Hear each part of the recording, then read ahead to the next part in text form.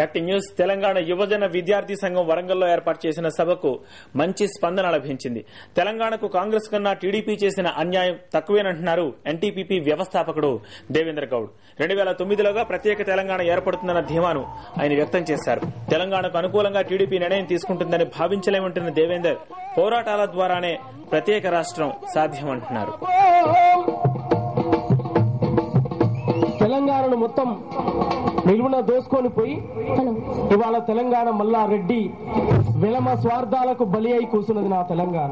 దొడ్డి కొమరయ్యగా వెలిసే వీరత్వము పల్లె పల్లెకేగా భాగ్యని కాదాము నీలమ్మా నీకు వందనం తెలంగాణమ్మా నీకు వందనం నీలమ్మా నీకు వందనం తెలంగాణమ్మా నీకు వందనం.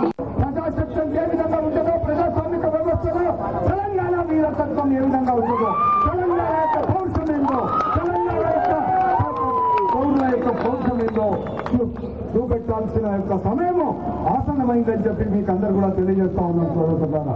అయితే ఒక్క విషయం మాత్రం మనం మర్చిపోవద్దు.